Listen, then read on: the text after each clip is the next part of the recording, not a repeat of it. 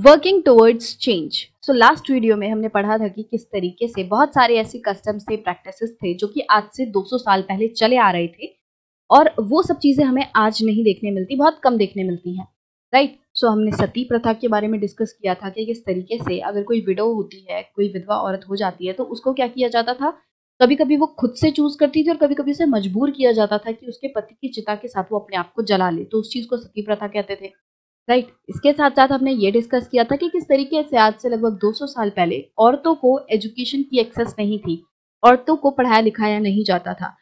और हमने ये देखा था कि किस तरीके से सोसाइटी में सिर्फ मेन एंड वुमेन के ही बीच में डिफरेंसेस नहीं थे, बल्कि और भी काफी सारे सोसाइटी में डिफरेंसेस थे। जैसे कि कास्ट सिस्टम था कि जो लोग हैं वो जातियों में बटे हुए हैं, कुछ लोग अपने आप को अपर कास्ट का मानते हैं, बाकियों को लोअर कास्ट का मानते हैं, लोअर कास्ट वालों को वो अनटचेबल मानते हैं। तो ये तरीके के जो सिस्टम थे वो पहले बहुत ज्यादा थे, और मैं यूं नहीं कहूंगी कि आज नहीं है, क्योंकि आज भी ये हैं, बिल्कुल हैं, बट हाँ, आज इनके लिए कानून बन गए हैं, आज इन्हें एक अपराध माना जाता है, बट आज से 200 साल पहले ये सिचुएशन नहीं थी, राइट। सो अब हम देखेंगे कि कैसे किस तरीके से ये जो कस्टम थे, ये जो प्रैक्टिसेस थी, उनमें बदलाव आया है। जैसे कि हम सती प्रथा के बारे में देखते हैं तो वो 200 साल पहले थी, बट आपको आज वो बिल्कुल भी देखने नहीं मिलेगी, right.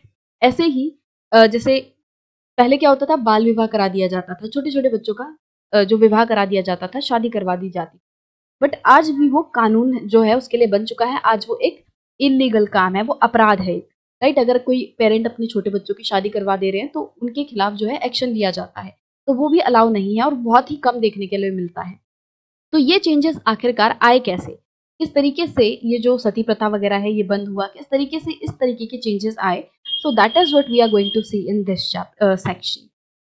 From the early 19th century, we find debates and discussions about social customs and practices taking on a new character. तो लगभग 19th सेंचुरी के शुरुआत से ही क्या होने लगता है कि ये जो सोशल कस्टम्स थे, प्रैक्टिसेस थे, इनके बारे में ना लोग डिबेट करने लगते हैं। डिबेट क्या होता है, वाद विवाद, जहाँ पे लोग जो हैं किसी भी एक पर्टिकुलर टॉपिक के बारे में अपने मत रखते हैं, है ना। कोई उस टॉपिक के अगेंस्ट होगा, उसके खिलाफ होगा, कोई उसके सपोर्ट में होगा, तो दोनों ही पक्ष जो है वो अपने अपने व्यूज आइडियाज रखते हैं, ठीक है। तो डिबेट हो गया।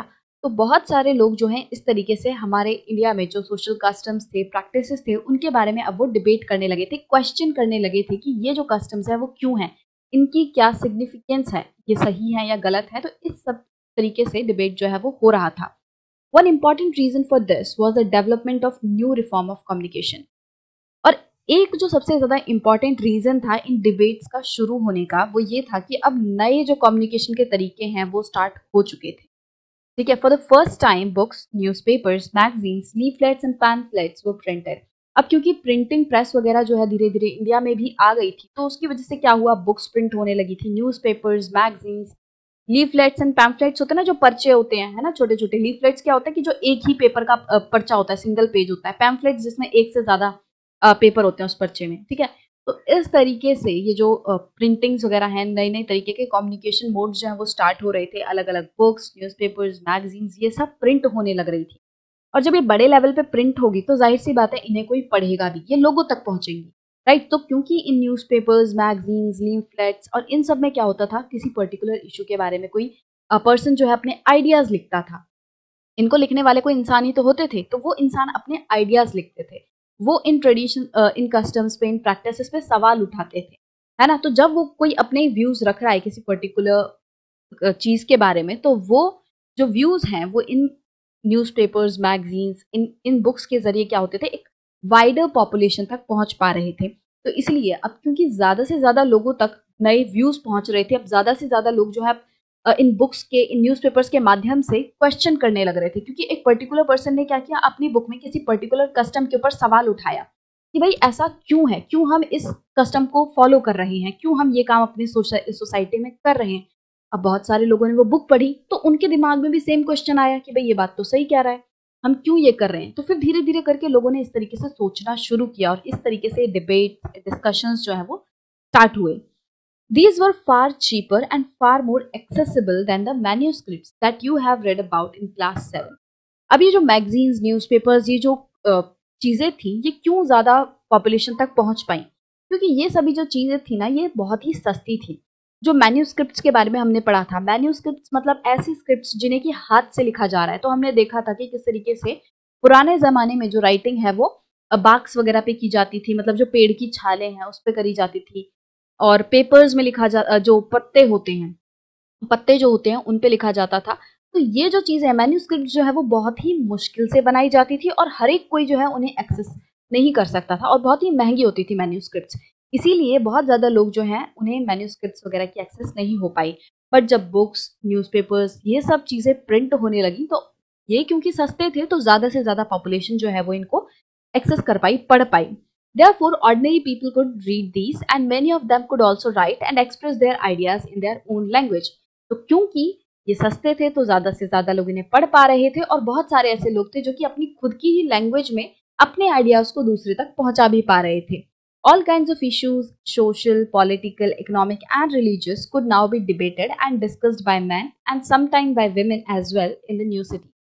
अब क्योंकि एक इतना अच्छा ज़रिया आ गया था कि कोई अपना लिख सकता है, फिर वो प्रिंट होके बहुत सारे लोगों तक वो आइडियाज़ पहुँच सकते हैं, तो इसकी वजह से क्या हुआ, हर तरीके के जो इश्यूज़ हैं सोशली हमारे सोसाइटी में जो हो रहे हैं, पॉलिटिकली मतलब कि जो गवर्नमेंट वगैरह के लेवल पे जो मुद्दे छिड़ रहे हैं, इकोनॉमिकली हमारी अर्थव्यवस्था किस तरीके से काम कर रही है, रिलीजियसली धार्मिक तौर पे अगर किसी प्रैक्टिस पे, किसी कस्टम पे सवाल उठाना है, तो इन सभी इश्यूज़ के बारे में अब लोग लिख सकते थे, बात कर सकते थे, डिबेट कर सकते थे, डिस्कशन कर सकते थे। और एक बात ये है कि ज़्यादातर इस टाइम पे क्या हो रहा था कि ये जो डिस्कशंस हैं, डिबेट्स हैं, वो कौन कर रहे थे? मेन कर रहे थे, और कभी-कभी हमें ये भी देखने मिला कि इन डिबेट्स, डिस्कशंस में वुमेन भी पार्टिसिपेट करती हैं, right? The discussions could reach out to a wider public and could become linked to movement for social change. So I have already told you that now because of these newspapers and books, these were very cheap and that's why many people could afford them. और उस वजह से क्या हुआ कि बहुत सारे जो लोग हैं वो इन्हें पढ़ पा रहे थे, और क्योंकि कोई आइडिया जो है वो बहुत सारे लोगों तक पहुंच रहा है, तो लोगों को अब किसी एक पर्टिकुलर आइडिया से जोड़ा जा सकता है। अगर आपको कोई सोशल चेंज के लिए कोई मूवमेंट चलानी है ना, तो लोगों को इकट्ठा करना है, तो उनको इन बुक्स के, न्यूज़पेपर्स के, इन पैम्फलेट्स के जरिए आप इकट्ठा कर सकते थे। तो इस वजह से किसी बड़े चेंज के लिए लोगों को मूवमेंट्स के लिए जोड़ना काफी आसान हो गया इस चीज से। These debates were often initiated by Indian reformers and reform groups. अब ये जो हम डिबेट्स की बात कर रहे हैं, ये जो इश्यूज थे, इनको जनता के बीच में लाता कौन था? तो ज्यादातर ये देखने मिला कि ये जो इश्यूज हैं, ये जो डिबेट्स हैं, वो कौन इनिशिएट करता था, कौन शुरुआत करता था? ये इंडियन रिफॉर्मर्स और रिफॉर्म ग्रुप्स जो हैं। रिफॉर्म का मतलब क्या होता है? किसी चीज में चेंज लाना, ठीक है? तो इंडियन रिफॉर्मर मतलब कि एक ऐसा भारतीय जो कि चेंज ला रहा है, ठीक है? और रिफॉर्म ग्रुप्स मतलब ऐसे ग्रुप्स जब बहुत सारे लोग एक जगह पे मिलके एक आइडिया से कनेक्ट होते हैं, ग्रुप बनते हैं, तो क्या होता है कि वो ग्रुप जो कि चेंज लाने पे बहुत ज्यादा फोकस कर रहा है। तो इस तरीके के ग्रुप्स, इस तरीके के इंडियन रिफॉर्मर्स जो हैं, वो इन डिबेट्स को, इन मुद्दों को स्टार्ट करते थे, सवाल उठाते थे इन इश्यूज पे। One such reformer was Raja Ram Mohan Roy, और ऐसे ही एक रिफॉर्मर थे Raja Ram Mohan Roy. You must have heard about him, और अगर नहीं सुना है तो फिर हम इस सेक्शन में पढ़ेंगे, राइट? तो इनका जन्म जो है वो 1772 में हुआ था, और इनकी मृत्यु जो है वो 1833 में हुई थी। He founded a reform association known as the Brahmo सभा।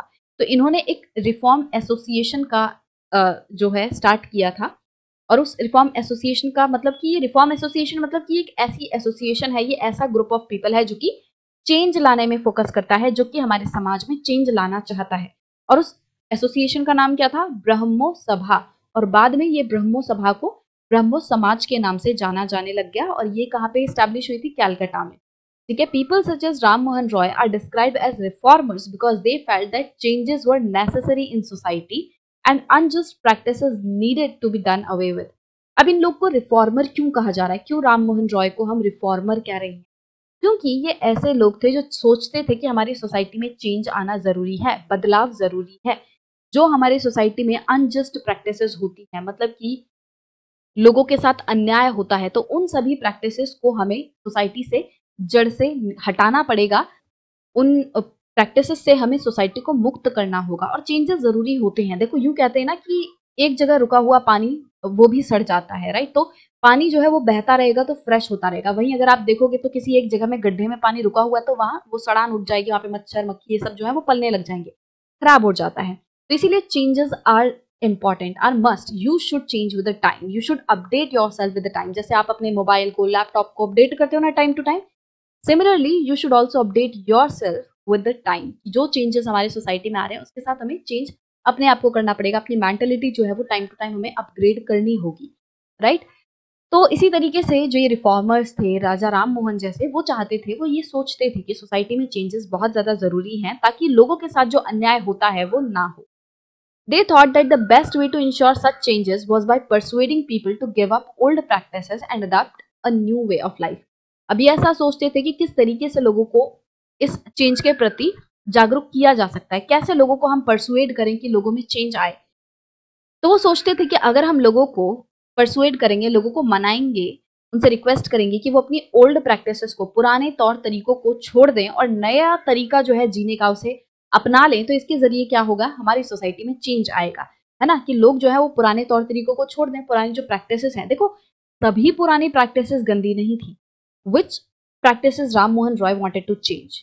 वो प्रैक्टिसेस जो कि अनजस्ट थी। वो ये नहीं कह रहे कि सभी तरह की ओल्ड प्रैक्टिसेस को तुम छोड़ दो, ऐसा नहीं है। वो प्रैक्टिसेस जो कि अच्छी नहीं है लोगों के लिए, जो सोसाइटी के लिए अच्छी नहीं है, हमें उन प्रैक्टिसेस को छोड़ने की जरूरत है और नई जो बेटर प्रैक्टिसेस हैं उन्हें अडॉप्ट करने की जरूरत है।